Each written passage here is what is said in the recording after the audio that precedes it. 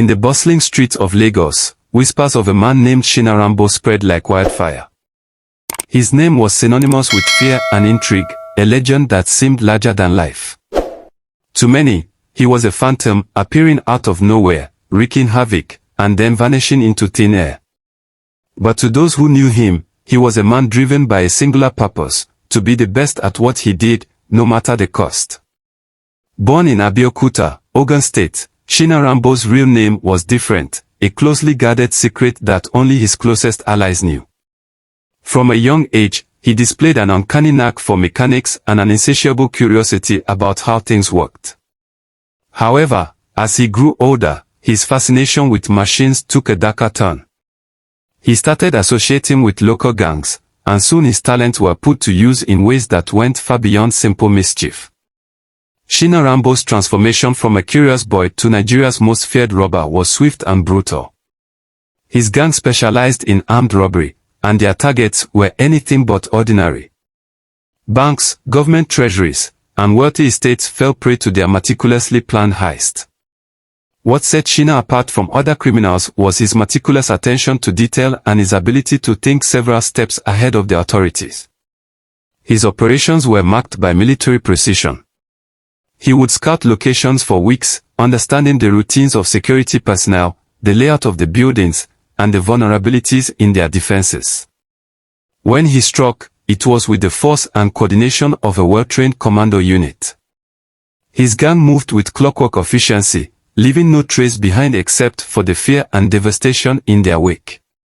Shina Rambo's exploits did not go unnoticed. The Nigerian police, along with various other law enforcement agencies, were hot on his trail. Yet, time and again, he managed to evade capture, slipping through their grasp like a ghost. His knowledge of the terrain, combined with his tactical prowess, made him an elusive target. But living a life on the run took its toll. Trust was a luxury he couldn't afford, and every moment was a gamble with death. His gang members, once loyal, became liabilities as paranoia set in. Betrayal was a constant threat, and the police grew ever more determined to bring him to justice. The pressure was relentless, but Shina thrived on the challenge, always staying one step ahead. Inevitably, the law caught up with Shina Rambo. A combination of advanced surveillance, informants, and sheer luck led to his capture. The arrest was a significant victory for the Nigerian authorities and a moment of respite for the citizens who had lived in fear of his reign of terror.